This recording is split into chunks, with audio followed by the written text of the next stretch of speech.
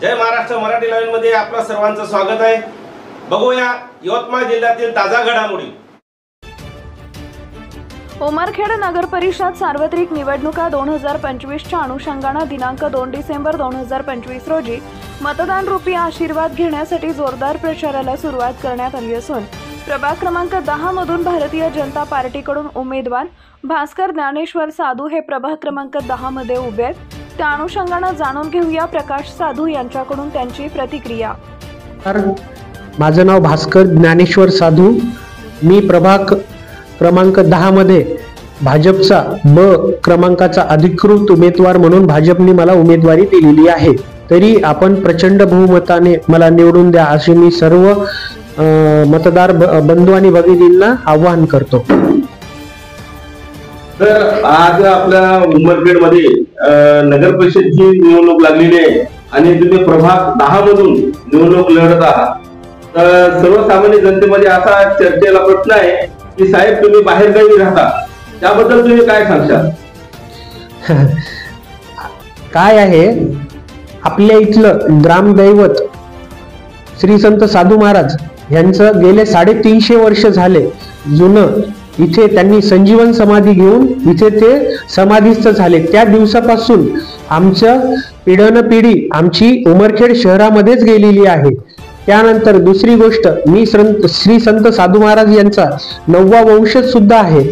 त्यानंतर हा जो अपप्रचार चालू आहे हा माझ्याबद्दलचा, कारण की माझ्याबद्दल माझी जी इमेज आहे लोकांमधली असो किंवा राजकारणामधली ही बिलकुल मलिन नाही। त्यामुळे लोकांजवळ एकही सुद्धा माझ्याबद्दल अपप्रचार करण्यासाठी एकही मुद्दा उरलेला नाही। त्यामुळे मी नांदेडचा आहे असं मला सगळेजण म्हणतात, परंतु मी सगळ्यांना एक सांगतो की माझे जे वडील आहे श्री ज्ञानेश्वर महाराज साधू यांचा गेल्या वर्षीच्या पोळ्याला म्हणजे 2024च्या पोळ्याला एक फार मोठा अपघात झाला, तो सर्वांना ज्ञात आहे। त्या दिवसापासून मी माझ्या घरची शेती, श्री संत साधू महाराज मंदिरातली पूजा असो, अर्चा असो, संस्थांचे काम असो, हे मी गेले 1.5 वर्ष झाले मी इथे स्वतः राहून मी करत आहे। फक्त विरोधकांना एक काहीतरी प्रोपगंडा चालवायचा आणि काहीतरी समाजाची एक थोडीफार दिशाभूल करायची या उद्देशाने ते फक्त मला हिणवण्यासाठी आणि माझे मत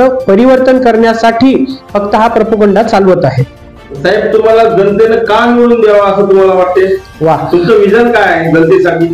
आज उमरखेड शहरामध्ये तरुण तडफदार असे युवा पिढीमध्ये बरेच काही नगरसेवक देण्यात आलेले आहेत। त्यापैकी एक मी आहे असं मी समजतो।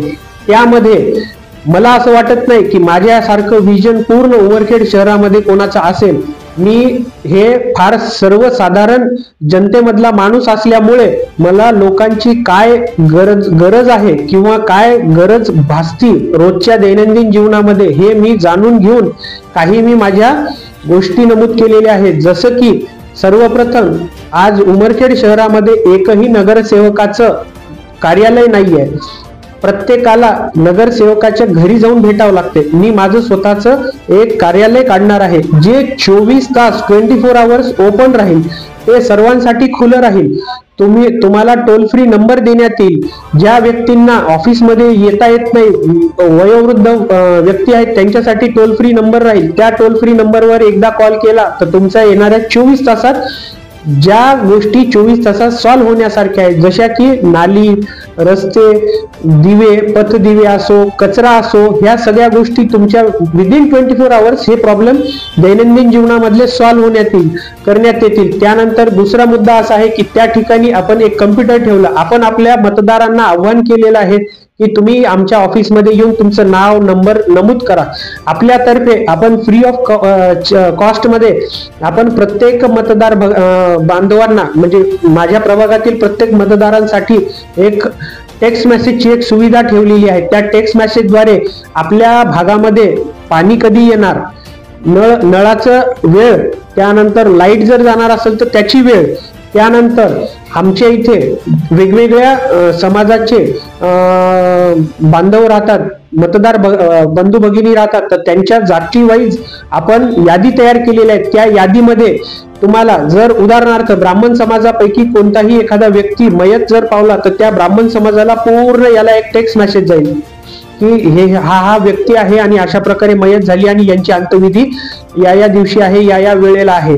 त्यानंतर बऱ्याच ठिकाणी आमच्या इथे दुर्गोत्सव मंडळ बसतात, सार्वजनिक गणपती उत्सव असतात. तर त्या ठिकाणी मंडळाची जर पंगत असेल किंवा काही सार्वजनिक कार्यक्रम असेल तर एका क्लिकवर पूर्ण 3,3495 मतदाराला एका सेकंदामध्ये आपल्याला एखादी वार्ता पाठवण्यात येईल. हे झाला दुसरा मुद्दा. तिसरा मुद्दा असा आहे की आपल्या वार्डामध्ये, प्रभागामध्ये आम्ही काही ठिकाणं ठरवलेली आहेत. त्या ठिकाणी आपण